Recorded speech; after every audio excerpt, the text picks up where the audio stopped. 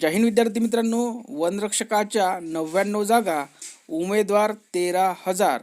विद्यार्थी मित्रांनो, खूप जास्त प्रमाणात कॉम्पिटिशन हे आहे आणि संपूर्ण बातमी आपण बघूया. कालपासून आपले डॉक्युमेंट चेकिंग आणि शारीरिक पात्रता, शारीरिक मोजमाप हे सुरू झालेले आहे. वन विभागातर्फे सज्जता पहिल्या दिवशी 2,000 उमेदवारांचे मोजमाप झालेले आहे. आपण बघू शकता अधिकारी विद्यार्थ्यांचे मोजमाप करता विद्यार्थी मित्रांनो, आणि एकदम चांगल्या पद्धतीने इथे प्रोसेस सुरू आहे. विद्यार्थी मित्रांनो, विद्यार्थ्यांच्या चांगल्या प्रतिक्रिया येत आहे.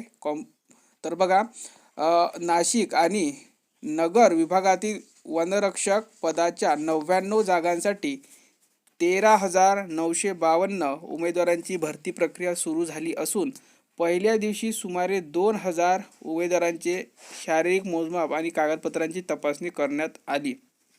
येत्या 23 तारखेपर्यंत ही प्रक्रिया सुरू राहणार आहे. यासाठी राज्यभरातून हजारो उमेदवार नाशिकमध्ये दाखल झाले आहेत.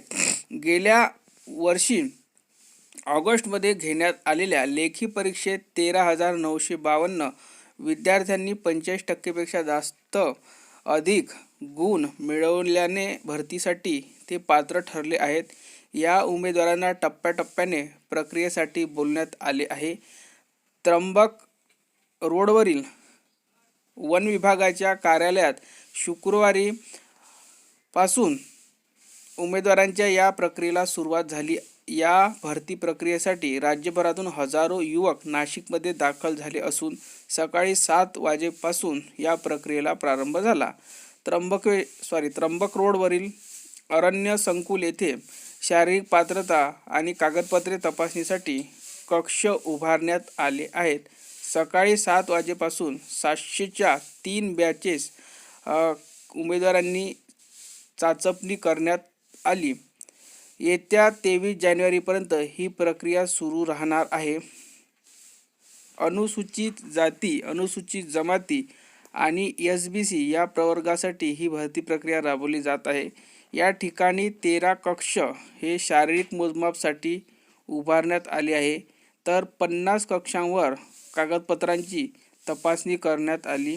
मुख्य वन संरक्षण ऋषिकेश रंजन यांच्या मार्गदर्शनाखाली वन विभागीय वनाधिकारी दक्षता विशाल माळी यांच्या मार्गदर्शनाखाली ही प्रक्रिया राबवली जात आहे.